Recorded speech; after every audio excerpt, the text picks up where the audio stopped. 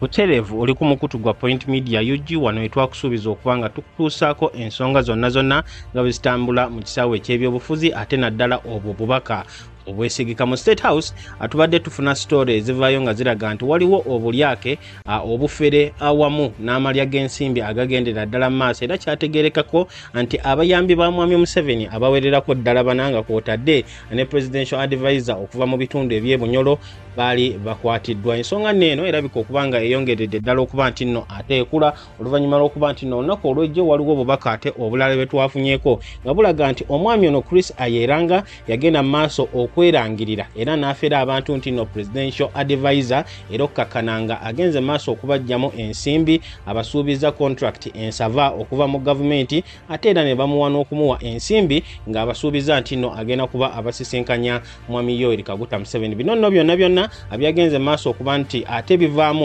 okulabikiramu amannya ag'abantu abamu abali mu gavumenti era ng'okwo kwe kuli Proscovia Nalweyiso omu ku abo abaazirwanako awamu n'omwami amanyikiddwako nga Abu Mukasa. Kakati kino kyawaliriza Mwami Yoweri Kaguta Museveni okuba nti nno ayanikula account ku mukutu ogwa Twitter eri mu mannya aga The Informant ng'ono yabadde avuddeyo okugezaako okulumiriza abo abali emabega ew'obulyake awamu n'obufere obuli mu kugenda mu maaso era nga alina obubaka byasobodde okuba nti nno ateekayo ekyaviiriddeko Mwami Museveni ng'ayitira ku official account ye eya Twitter ate okwegaana n'okutegeeza nti nno newankubadde obubaka obumu obw'obufere awamu n'amalya g'ensimbi mu State House abutuufu wabula ate bingi ku byo bigendereddwamu kwonoona mannya g'abantu abamu. Kakati gwali ku mukutu ogwa Point Media UG tugenda kuba tusooka okuyita mu screenshots ezaateekeddwayo Mwami Yoweri Kaguta Museveni eza account eri mu linnya erya The Informant era na biki byagenze maaso okuba nti nayogerako Mwami Museveni byagenze maaso okusazaamu ng'agamba nti ebimu ku byo si bituufu. Kakati account eno yatandise egamba nti Scandal rocks State House as Kampala schemer Abu Mukasa's insider network is arrested for forgery and circulating documents and circulation of documents allegedly at the behest of President Museveni and what the Daily Monitor missed. Kakati story eno yakubibwa mu lupapula olwa Daily Monitor. Omwami ono The Informant oba account eno eya The Informant egamba nti obutabanguko obuli mu State House nga omu ku bafere Abu Mukasa netwaka ye gy'abadde akozesa okusaasaanya ebyobulimba awamu n'okuyisaamu empapula eziri classified documents eziri classified akulwa Mwami Museveni akwatiddwa era nagezaako okuba nti nno asamarizinga oba afunza obubaka ye nga bw'abumanyi omwami ono The Informant. Agenda maaso agamba ekisooka 5 employees of the from President's office were arrested following a wider investigation into a leakage of official documents, circulation of fraudulent letters, forgery of the president's signature, and extortion of people seeking to meet with the president.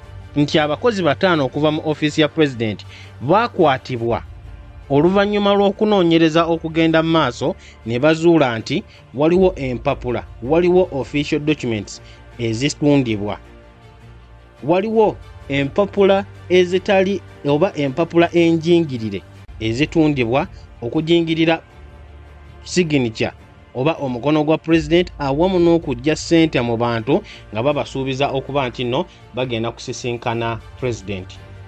Ekirala, the allegations of extortion were ignited by the circulation on social media of a forged letter in which the president appointed Mr. Ayeranga as a presidential assistant in charge of Bunyoro district. Nti ensonga zino zaatandika oluvannyuma lw'okukizuula nti ku mikutu emitimbagano kwaliko ebbaluwa enjingirire ng'eraga nti Mwami Museveni yali alonze omwami amanyikiddwako nga Ayeranga abeera presidential assistant mu bitundu ebya Bunyoro sub-region. That he was appointed on 23rd September after the president toured a hotel owned by youth minister Balam and addressed youth employment rally in Masindi on the 20th of September. The leakage of the letter coincided with complaints that some of the arrested personnel have been extorting money from people who sought to meet the president. Omwami ono yagenda maaso okujingirira ebbaluwa n'ategeeza nti baamulonda mu Septemba w'omwaka guno gwennyini ennaku z'omwezi nga 23 Mwami Museveni we yali yakamaliriza okulambula hotel ya Youth Minister Balamu mu bitundu ebyamasindi ennaku z'omwezi nga 2 mu Septemba. Ebbaluwa eno yafulumizibwa wabula nga nkyamu yakoonagana ne complaints okuva mu bantu abakwatiddwa nti babadde nga bajja ensimbi mu bantu ab'enjawulo nga babasuubiza okubasisinkanya omukulembeze. The 5 arrested personnel were also questioned in regard to documents purportedly sent out at the behest of the president. Era abataano baneeno ne babuuzibwa ne ku kyokuba ani asaasaanya documents ez'enjawulo ezigambibwa okuba nti Mwami Museveni ye yazisindise. Recently, ministries, departments and agencies have received numerous blue letters in which the president has purportedly issued directives on different issues, including award of contracts for construction projects such as roads and jobs of certain individuals. Era ebimu ku ebyo ebyajingirirwa byasobola okulimba ministries, departments awamu ne agencies ez'enjawulo nga ziraga nti waliwo ebbaluwa okuva ewa Mwami Museveni ezibadde nga ziwa ebiragiro ku nsonga ez'enjawulo okuwa contracts eri abantu ssekinnoomu awamu n'ebitongole ku nsonga ez'okuzimba enguudo awamu n'emirimu emirala. The letters issued insinuate that the president has been issuing the directives in disregard of procurement procedures and guidelines for recruitment. Era ebbaluwa zino zibadde zigezaako okulaga nti Mwami Museveni abadde nga awa ebiragiro okuwa abantu oba ebitongole emirimu nga tagoberedde mitendera awamu ne guidelines ku butya bwe balina okugaba emirimu egyo. The informant yeyongerayo ng'agamba nti ensonga ey'omwenda in case of Ministry of Works and Transport was in one case the Ministry of Works and Transport was reportedly directed to award a Ugandan shillings 124 billion contract for construction of a mineral complex in Webajja to an ambitious construction company. It turned out that the Indian-Ugandan big business magnate of India origin paid Ayeranga 1 billion Ugandan shillings to push through the award of the contract. Oluvannyuma olw'okukizuula nti Ministry of Works waliwo ebbaluwa eyajingirirwa nga eri mu kulagira Ministry of Works ebeere nga ewa kampani emu okuba nti nno constructinga oba ezimba ministerial complex, kyamala ne kizuulibwa nti omuyindi yasooka kusasula omwami Ayeranga biliyoni emu mu nsimbi eza Uganda okuba nti nno ebbaluwa eyo bagijingirira. In another case, a letter dated February 27, 2023 and addressed to the then IGP of Police, Martin Okoth Ochola, reportedly directed the extension of another 5 years of the telecommunication intelligence monitoring and data monitoring system with the Global Voices Group. Questions arose as to why the president would write to the IGP and not the Minister of Internal Affairs who oversees the police or to the Uganda Communications Commission. Questions arose as to the authenticity of the signature purported to be that of the president and why General Muhoozi's name, who was purportedly copied in a written who was purportedly copied in a written in all official documents as Muhoozi Kainerugaba would be written as Muhoozi in this particular letter.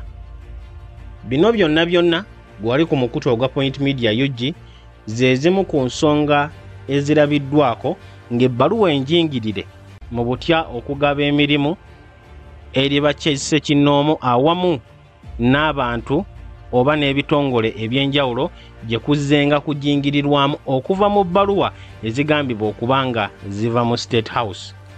Wabula bino byonna bibadde nga bijingirire. Kakati ku nsonga eyo-16 nga tubuuse ebbaluwa ezimu ku ezo ezirabise. Twategeddeko nti abamu ku abo abaakwatiddwa mulimu State House personnel Lieutenant Vic Munabi ng'ono muyambi wa Lieutenant General Proscovia Nalweiso era personal assistant we. Wabula omuntu omulala ayogeddwako ye Munabi Wax era nga omuntu omulala ayogerwako akolebwa oba Munabi gwakolera ye Abu Mukasa ng'ono kigambibwa okuba nti ali connected ne foreign entities ebitongole ebyenjawulo okuva mu mawanga ag'ewabweru ebiwererako ddala era nga biweereddwa contracts ez'essente ennyingi ennyo ne Uganda government. Wabula omwami ono the informant agamba nti mu bino byonna contracts kigenze okuzuuka nga ziyamba abo ab'ebitongole okuva wabweru. Kakati mu kugenda mu maaso, Abu Mukasa infiltrated State House and the President's office through Lieutenant General Proscovia Nalweiso, who serves as Special Presidential Advisor on Defense and Security. Omwami ono the informant obubaka bwagenze okwongera okuwaako ategeeza nti Abu Mukasa yayingira mu State House nga ayitira mu Lieutenant General Proscovia ng'ono akolanga Special Presidential Advisor ku nsonga ez'ebyokwerinda. Kakati nno kineeno kyekyawaliriza General Yoweri Kaguta Museveni okuvaayo okwolereza abantu be bagamba nti tebalina musango olw'ebyo bye basobodde okugatta ku ggwanga linene erya Uganda mu kugezaako okulaba nti nno balizimba. Wabula gwe ali ku mukutu ogwa Point Media UG nga tulina okuba nti nno tugenda mu ebyo President Museveni abyagenze maaso okuba nti nno ayogerako era n'ensonga zagenze maaso okuba nga annyonnyola. Nja kusaba atusooke tujjewo obulango bw'abakama baffe nga kuneeno kuliko omukulu Haji Abudu omusomi w'edduwa ng'ono akutegeeza nti gwe wenna alina ekizibu ekyenjawulo gwanoonya ensimbi gwanoonya omulimu olina ekizibu kinene oba kitono mukubireko ku namba eri 0752 447 156 oba sinakindi gwali wabweru w'eggwanga amawanga nga Bungereza, Japan, Kenya, Tanzania, Abu Dhabi, Qatar, Dubai oba mu USA oba mu Canada osobola n'omuweerezako obaka ku WhatsApp n'abeera nga akwasaganya bulungi nnyo. Katusooke tufune akatambi kano akalangoke n'oluvannyuma tukomewo okweyongerayo. Assalamu alaikum wa rahmatullahi wa barakatuh. Amanya n'eddoboozi Haji Abudu omusomi w'edduwa. Nkola ku nsonga ez'enjawulo emirimu nga gikutataganyeko ebyenfuna byo nga bidobonkanye ne oba oli bweru wa ggwanga emirimu gyakucankalanako jangu kusomere ku dduwa okuva edda nedda edduwa zaabaawo edduwa zisomibwa omuntu n'oterezebwa mu mbeera yonna ebadde ekwesibyeko akanyaga. Nina ekyoto kye nsobola okukumira wadde oli bweru wa ggwanga nga toli kumpi wano n'ofuna omukisa ogwo nawe n'osomerwako ku dduwa nga nkuteeddeko n'akabaani Allah ajja kukusaasira ajja kukwanukula.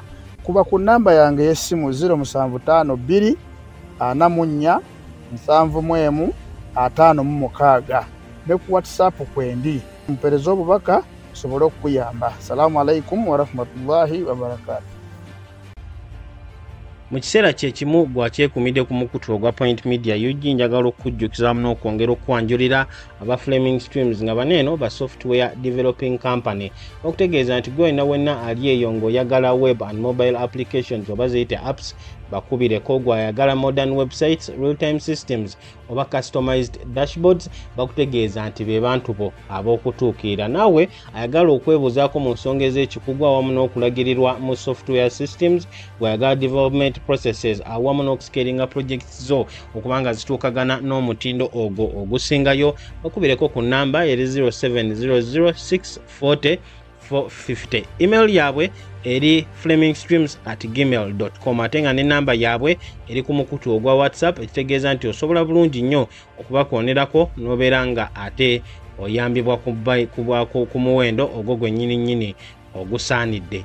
Kakati nga tugenze awatali kumala budde bonna ku nsonga omukulu zeyasobodde okuba nti nayogerako President Yoweri Kaguta Museveni kennyini, olunaku olw'ejjo yawandiise ebbaluwa empanvu ewererako ddala nga annyonnyola Botya Abu Mukasa awamu ne Proscovia Nalweyiso abawayiziddwa oba abe basobodde okuba nti no boogerako nga abamu ku abo abali mu kujingirira ebbaluwa eza contracts, abali mu kujja ensimbi mu basiga nsimbi awamu n'abo abantu bonna ab'enjawulo ba businessmen nga babasuubiza nti bagenda kuba baba contracts ensava okuva mu gavumenti awamu n'okubawa ensimbi oba okubasisinkanya omukulembeze nga byonna ebyo webiri ebikyamu. President Museveni yawandiise ng'atandika bw'ati: My social media team has drawn my attention to social media stories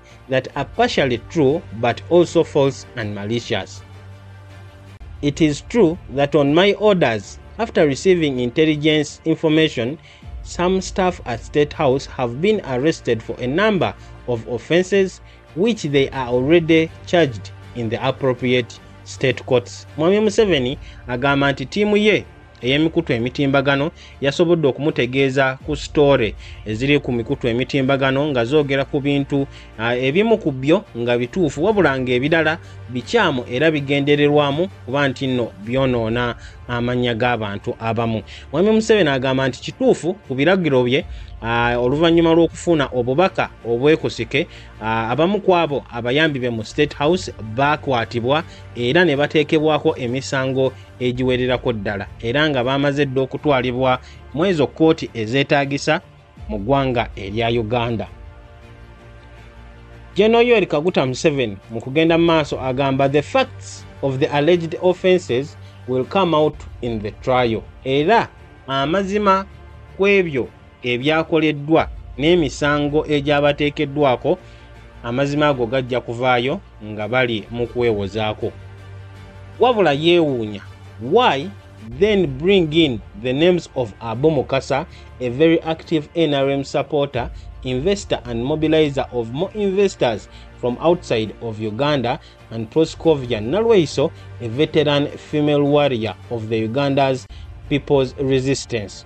Yeewuunya nti lwaki oluvannyuma lw'okukakasa nti dda mu butuufu waliwo abaagobedde era waliwo abali mu kunoonyezebwako okuba nti nno bafulumya obubaka, bafoojinga era ne bafera abantu, ate lwaki muba muleetamu amannya okuli erya Abu Mukasa, omuwagizi wa NRM, musiga nsimbi, ate omu ku abo abakungira ddala abasiga nsimbi abalala okuva mu mawanga ag'ewabweru okuba nti nno bakulaakulanya eggwanga erya Uganda, awamu n'omu ku bakyala abalwanirira eggwanga lino erya Uganda, Proscovia Nalweyiso.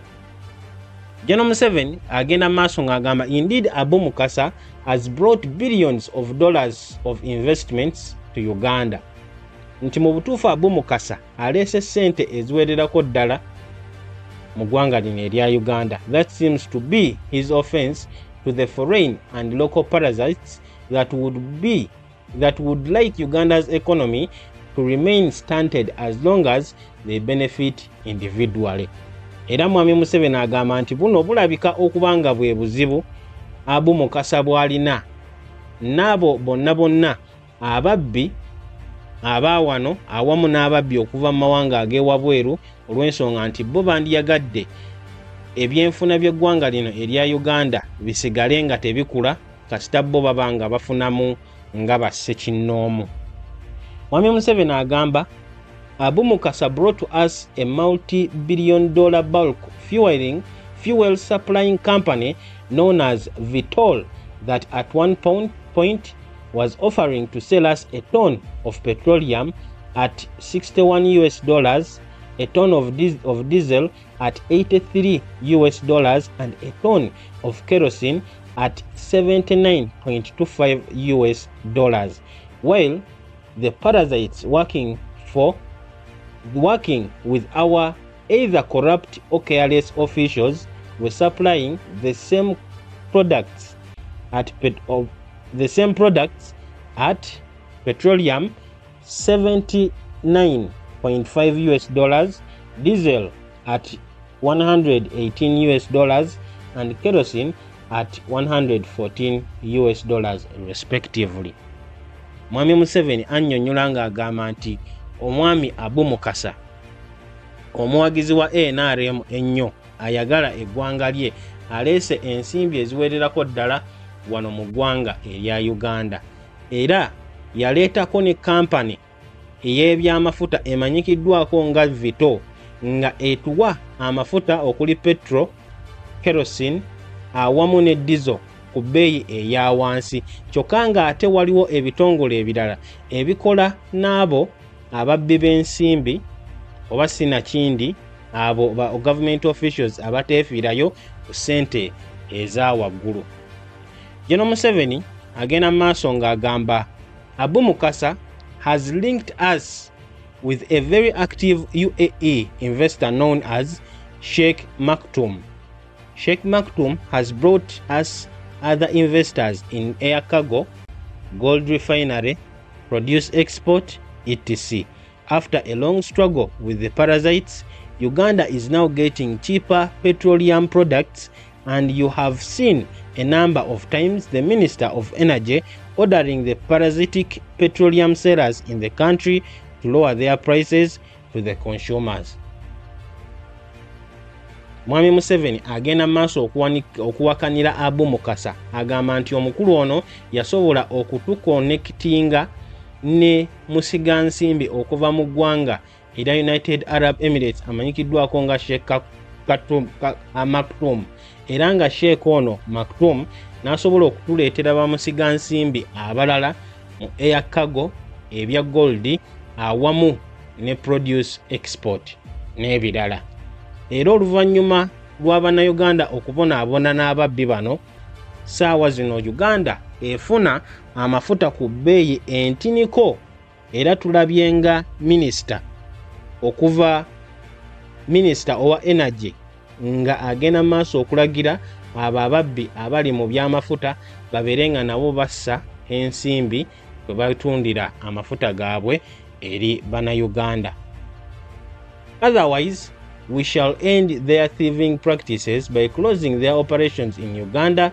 We shall know them by their fruits. Jesus educates us in the book of Matthew chapter 7 verse 20. Awo nga tuvuddewo, Mwami Museveni agenda maaso okwogera ku Nalweyiso. Agamba regarding Nalweyiso, she is a long-serving cadre of the NRM. Yes, she is not highly educated. However, the majority of the NRM freedom fighters were even less educated than Nalweyiso. Nevertheless, these uneducated Ugandans rebelated both the uneducated and entire of other Ugandans and the educated who had failed to solve the problem of governance and constitutionality in Uganda. Mwami Museveni agamba nti ate we kituuka ku nsonga eya Nalweyiso, ono mulwanyi wa NRM newankubadde teyasoma nnyo kiri awo, wabula abalwanyi aba National Resistance Army, ekibinja ekyabayeekera, bangi ku bo tebaasoma kyenkana Nalweyiso. Era n'ategeeza nti abantu bano abataasoma be basobola okununula Bannayuganda abaasoma n'abo abataasoma, era ne bajjawo n'obuzibu obwali bulemye Bannayuganda abagamba mbu baasoma nnyo, obw'obufuzi awamu ne ssemateeka mu ggwanga lino erya Uganda. General Museveni agamba you may deceive yourself whatever way you want. However, there is a simple acid test you could apply to discover the usefulness of the uneducated Nalweyisos. Agamba nti musobola okwerimba nga bwe mwagala, wabula waliwo engeri gy'osobola okugezesa okulaba butya Nalweyiso bw'asobodde okuyamba awamu n'abo abalala bonna bonna abalinga ye. In 1986, you had crippling shortages of soap, salt, paraffin, sugar, etc. And you had magendo, smuggling, chibanda, forex, black market, and kusamula speculation. What happened to those problems? Who contributed to their solution? Were the uneducated Nalweyisos part of the contributors? Yes, there are other problems we are dealing with, jobs and poverty, for example. We were able to address the earlier problems, and we are also addressing the present problems. Mwami Museveni agamba nti eggwanga lino erya Uganda libadde n'ebizibu bingi nnyo, ng'ebintu ebisinga bannayuganda tebasobola kubifuna, wabula Nalweyiso ataasoma wamu n'abantu abalala nga ye ne basobola okukola ku bizibu ebyo eby'enjawulo. Basobola okukola ku bizibu ebyaliwo emabega era n'ebizibu ebiriwo ssaawa zino bali mu kubikolako. Mwami Museveni takomyawo, wabula agenze maaso okunnyonnyola nti NRM okumala ebbanga eriwererako ddala yayiga butya okukozesa abo abalwanyi baayo abataasoma nnyo nga bwe bakola n'abo abaasoma. Mu biseera biri ebikadde ebifo eby'obufuzi awamu ne ba intelligence officers byagendangamu bantu kuva Makerere, abantu nga Aronda, Muntu, Masiko awamu n'abalala. Kyokka ng'ate abo abaakoma mu secondary era abataasoma bo ne bagenda mu maaso okuba nti nno ate beenyigira mu by'okulwana okuli Sale, Kashake, Mugume, Kyaligonza, Musisi ne Peter Karem. Mwami Museveni yeeyongerayo ng'ategeeza nti ebbanga we lizenga liyitawo, ssaawa zino abo abalwanyi n'abo abaasoma bakwatagana bulungi nnyo okulaba nti eggwanga ligenda mu maaso, era amanunula g'Ssemazinga wa Africa geetaagira ddala abo abantu abaagala eggwanga lyabwe abaasoma oba tebaasoma. Wabula abo abaasoma ate nga balya mu nsi yaabwe olukwe be basinga okuba obuzibu obunene ery'eggwanga lino erya Uganda. N'olw'ensonga eyo Mwami Museveni agamba nti ono eyeeyita informant ku social media ku Twitter mu butuufu ate ye Mr. Miss Informant. Mwami Museveni agenda maaso ng'agamba the biggest problem, obuzibu obunene eri abantu bano ababbi bulabika okubanga kyekyokuba nti economy y'eggwanga erya Uganda tekoma kukula,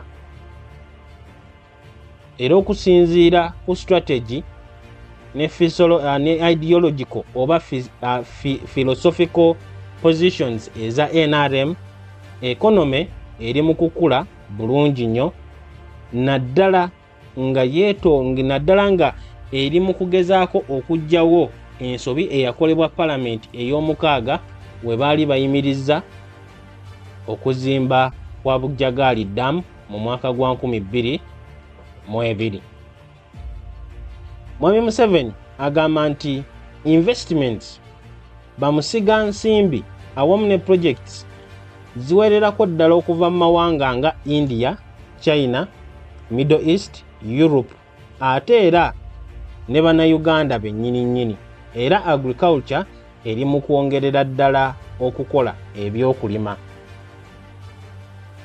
Ate n'ategeeza nti n'eggye erya UPDF nalyo lirigendera ddala maaso n'okunyweza ebyokwerinda mu ggwanga erya Uganda babeere nga bateekawo emirembe. N'olw'ensonga eyo abo bonna bonna ababbi abali mu kudda oba abali mu kugezaako okulaba nti bayitira ku mikutu emitimbagano okutiisatiisa nga bwe bawandiika story enkyamu ku ba investors baffe abalungi nga Sheikh Maktoum babeere nga babatiisatiisa okudduka olw'okuba babawandiikako ebitakwatagana, ekyo tekijja kukola. Era Mwami Museveni agamba nti bannayuganda bandibadde bakitegeera nti bano abali mu kuwandiika ebikyamu emirundi egisinga bazze nga babanja n'ensimbi nga babagamba pay us if you don't want us to write bad stories about you. Mutusasule nemuba nga temwagala tubawandiikeko bintu bikyamu okukakana nga aba investors badduse. President Museveni mu kusembayo ebimu ku ebyagenze maaso okutegeeza era ng'ayongera okulabula agamba nti bagenda kukozesa amateeka okubanga bamalamu ababbi, era n'ategeeza nti bonna ababbi balina okukimanya nti Nalweyiso ali mu kifo ekirungi era ng'ayambibwako abantu abasoma okuli bannamateeka abakwasaganya ebyensimbi, ba army officers awamu ne ba secretaries n'abalala bonna, era aleeta amagezi ge mu struggle n'okubutya okuyigiriza abantu okwagala eggwanga lyabwe, kubanga ebbanga lyonna abadde nga atambula ku maradio nga wasomesa bannayuganda ku byafaayo bya struggle yaabwe olw'ensonga nti abimanyi bulungi nnyo. Mwami Museveni agamba nti mu August w'omwaka gwa 1981 we yasooka okusisinkana Nalweyiso, era ategeeza nti omukulu eyeeyita informant tamanyi bulungi butya struggle z'abantu bwe zizze zitambula. Ate n'ategeeza nti ye Abu Mukasa yasooka kumusisinkana mu Washington emyaka egiwererako ddala emabega, we yali akola ne Harris, American Military Radios Supplier mu biseera ebyo. Era n'amaliriza ng'agamba nti such initiatives by our young people are good. Stop Nyeko, Ihari, Obujja, Ettima. N'alabula ng'agamba nti ebintu ng'ebyo ebikolebwa abantu abato bannayuganda biba birungi, n'olw'ensonga eyo n'asaba abo bonna abawandiika ebikyamu bakomye Ettima awamu n'obujja ku bantu ate abakolera eggwanga erya Uganda. Obwe bubaka Mwami Yoweri Kaguta Museveni bwagenze maaso okubanga asindika wali ku mukutu ogwa Point Media UG. Gena maaso obeere nga okomentinga okusinziira ku ki ekigambibwa okubanga kiri mu State House, wabula Mwami Museveni tabyegaanye byonna. Ategeezezza nti newankubadde ebimu bituufu, wabula okuwandiika ku Abu Mukasa awamu ne Proscovia Nalweyiso ekyo kyakugezaako kwonoona mannya g'abantu bano awamu n'okuboonoonera kyokka nga bakoledde eggwanga erya Uganda lino mu buli ngeri yonna gye baba basobodde. Kambeere nga nkoma wano eno, nyongera okwebaza subscribinga, likinga, sharinga ate era commentinga, tubeere nga tutambulira wamu nga bulijjo. Mubeere bulungi era mweraba.